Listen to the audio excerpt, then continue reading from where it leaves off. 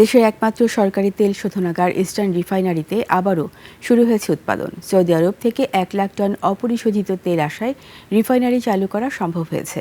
Hormuz প্রণালী বন্ধ হওয়ার পর গেল 28 ফেব্রুয়ারি থেকে এ পর্যন্ত 552টি জাহাজ হ্যান্ডেলিং করেছে চট্টগ্রাম বন্দর কর্তৃপক্ষ। চট্টগ্রাম প্রতিনিধি শাহাদাত হোসেনের তথ্য ছবিতে ডেস্ক রিপোর্ট। ঈদ আসবে, সাথে ক্যাশব্যাকও আসবে। নিজের বা প্রিয়জনের জন্য কেনাকাটায় এবারও নগদ পেমেন্টে পাচ্ছেন দারুণ ক্যাশব্যাক। তাই যাই কিনুন, পেমেন্ট করুন নগদে। মধ্যপ্রাচ্যে যুদ্ধ শুরুর 2 মাস পর বিকল্প পথে এই 1 লাখ টন অপরিশোধিত তেল নিয়ে দেশে পৌঁছেছে ট্যাঙ্কার জাহাজ এমটি নিনেমিয়া। বুধবার দুপুরে জাহাজটি কক্সবাজারের কুতুবদিয়ায় নোঙর করে। ট্যাঙ্কার জাহাজ থেকে স্ক্রুড অয়েল নিয়ে প্রথম লাইটার জাহাজ বৃহস্পতিবার সকাল 10টায় জেটিতে পৌঁছে।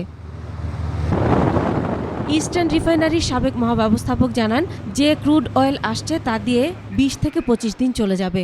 সিঙ্গাপুর এবং মালয়েশিয়া এখান থেকে একটা নতুন আমাদের ইম্পোর্টের জায়গা এক্সপ্লোর হয়েছে সংকটের সময়। তো আশা করি সেদিক থেকেও যখন আসবে আবার আমরা আগের পরিস্থিতিতে ফিরে যাব। চট্টগ্রাম বন্দর কর্তৃপক্ষের সচিব জানান, 28 ফেব্রুয়ারি থেকে এ পর্যন্ত 552টি মাদার ভেসেল ও কন্টেইনার চট্টগ্রাম বন্দরে হ্যান্ডেলিং করা হয়েছে। পণ্য খালাস প্রক্রিয়ায় কোনো প্রতিবন্ধকতা নেই। চিটাগং বন্দরে প্রায় 552টি জাহাজ হ্যান্ডলিং করা হয়েছে এবং এই জাহাজগুলো নিয়মিত পণ্য নিয়ে এসেছে এবং চলে গেছে। জাহাজের চলাচলে এই মুহূর্তে কোনো প্রতিবন্ধকতা নেই।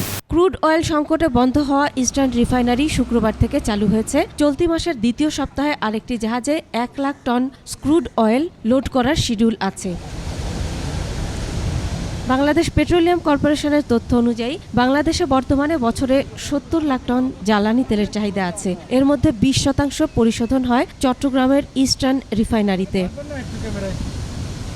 যুদ্ধ পরিস্থিতির কারণে সর্বশেষ গেল 28 ফেব্রুয়ারি 1 লাখ টন অপরিশোধিত তেল আমদানি করা হয়েছিল। হরমুজ প্রণালী বন্ধ থাকায় এরপর অপরিশোধিত তেলের কোনো জাহাজ দেশে আসেনি। ক্রুড অয়েলের অভাবে 15 এপ্রিল থেকে রাষ্ট্রীয় তেল শোধনাগার ইস্টার্ন রিফাইনারির জোন 1 ও 2 ইউনিটের পরিশোধন কার্যক্রম বন্ধ হয়ে গিয়েছিল। এ দুটি ইউনিটে পেট্রোল, অকটেন, ডিজেল ও কেরোসিন পরিশোধন করা হয়। Masum আলিসা, desk report, 21 television.